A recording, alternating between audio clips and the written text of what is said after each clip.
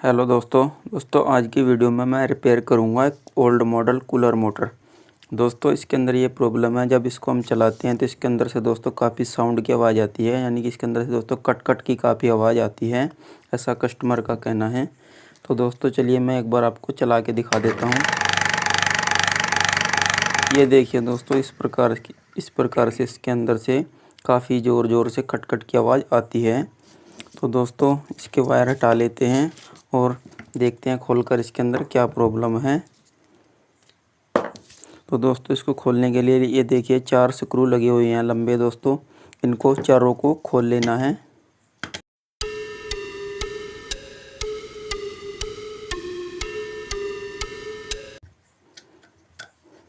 तो ये देखिए दोस्तों, इसके मैंने चारों स्क्रू खोल दिए हैं। अब दोस्तों ये चारों जो स्क्रू हैं इनको बाहर निकाल लेना है।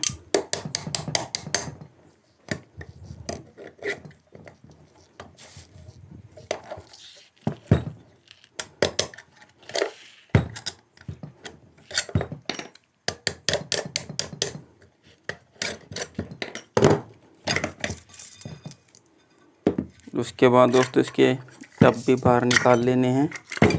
और इसका दोस्तों ये मोटर है और दोस्तों ये है इसका रोटर।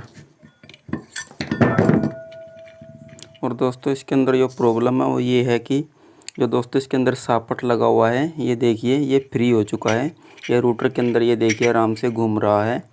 इसी कारण से दोस्तों जो हमारा रोटर है इसके साथ रगड़ कर चलता है। ये देखिए जो दोस्तों रोटर है ये मोटर के साथ रगड़ कर चलता है, इस वजह से इस कारण से दोस्तों इसके अंदर से खट खट की आवाज़ आती है। ये देखिए दोस्तों ये ओल्ड मॉडल कूलर मोटर है।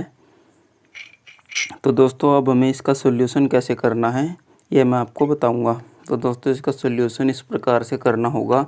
इसके ये वार्सल और दोस्तों ये पाइप निकाल लेना है। तो चलिए दोस्तों मैं एक बार इसके वार्सल और पाइप निकाल लेता हूँ।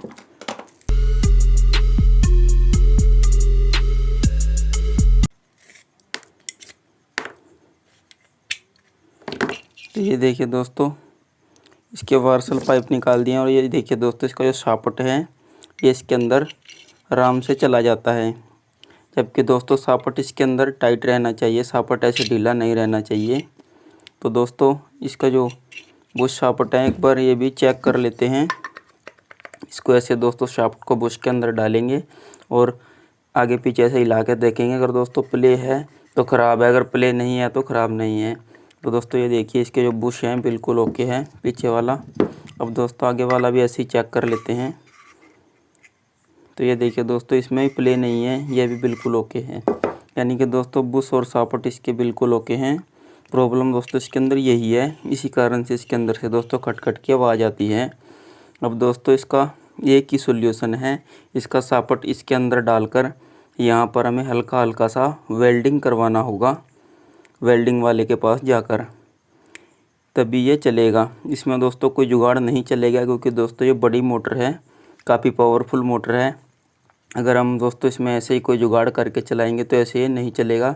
फिर कुछ दिनों के बाद ये ऐसे ही घूमने लगेगा।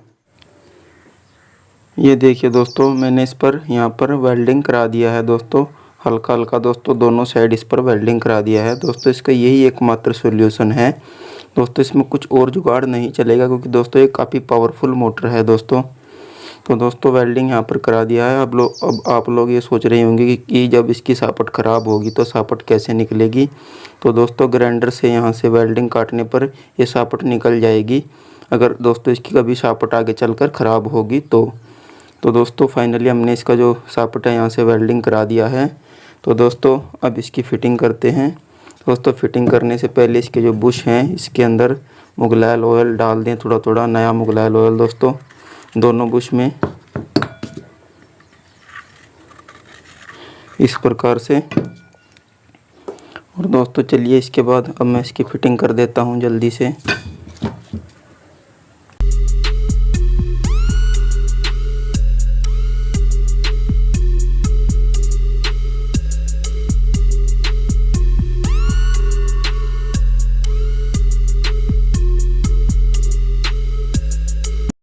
देखिए दोस्तों मैंने इस कूलर मोटर को कंप्लीट फिट कर दिया है। और दोस्तों जब इसको फिट करें तो दोस्तों इसके अंदर थोड़ी सी प्ले ज़रूर रखें, और दोस्तों ये हैं इसके अंदर से 4 वायर। तो दोस्तों इसके कनेक्शन कैसे किए जाते हैं मैं आपको ये भी बताता हूँ। तो दोस्तों ये देखिए इसके अंदर 4 वायर हैं दोस्तों, 2 वाइट हैं और दोस्तों 2 रेड हैं। दोस्तों जो रेड हैं ये हैं रनिंग वाइंडिंग के और दोस्तों जो वाइट हैं ये हैं स्टार्टिंग वाइंडिंग के। हमें दोस्तों एक साइड से एक रनिंग वाइंडिंग और दोस्तों एक साइड से एक स्टार्टिंग वाइंडिंग का वायर लेना है। इन दोनों को एक जगह ऐसे जोड़ देना है। दोस्तों ये हो गई हमारी कॉमन। अब दोस्तों जो एक वायर बचा रनिंग और स्टार्टिंग का, इसको कंडेंसर के साथ जोड़ देना है दोनों को इस प्रकार से अलग अलग। अब दोस्तों 2 सप्लाई के वायर लेने हैं। जो हमने दोस्तों रनिंग और स्टार्टिंग वाइंडिंग की वायर एक जगह जोड़कर कॉमन बनाई थी, एक सप्लाई का वायर इसके साथ लगाएंगे। और दोस्तों दूसरा वायर जो रनिंग वाइंडिंग की वायर हमने कंडेंसर के साथ लगाई थी, इसके साथ लगा देंगे इस प्रकार से। बहुत ही आसान है दोस्तों। अगर दोस्तों चक्कर उल्टे होते हैं तो जो रनिंग के दोनों वायर हैं ये आपस में चेंज कर देंगे। तो चलिए दोस्तों मोटर को चला के देखते हैं। तो ये देखिए दोस्तों हमारी जो मोटर है इसके अंदर दोस्तों बिल्कुल साउंड ख़त्म हो गया है दोस्तों, रूटर पर ज़रा सा वेल्डिंग करवाने की वजह से। तो दोस्तों आप भी इस प्रकार से अगर मोटर के अंदर से खट खट की आवाज़ आती है तो ठीक कर सकते हैं। दोस्तों ज़रूरी नहीं है कि हर एक मोटर के अंदर शाफ्ट ही लूज हो। हर एक मोटर में अलग अलग प्रकार की प्रॉब्लम हो सकती है, जैसे कि दोस्तों बुश और शाफ्ट भी ख़राब हो जाने के कारण मोटर साउंड करने लगती है। और दोस्तों कई बार इनके जो बुश के ऊपर स्प्रिंग लगे हुए होते हैं वो भी लूज हो जाते हैं, उसके कारण भी ऐसे खटखट की आवाज़ आने लगती है। तो दोस्तों आज के वीडियो में बस इतना ही। वीडियो अच्छा लगा हो तो लाइक करें और दोस्तों हमारे चैनल को सब्सक्राइब करें। वीडियो देखने के लिए थैंक यू।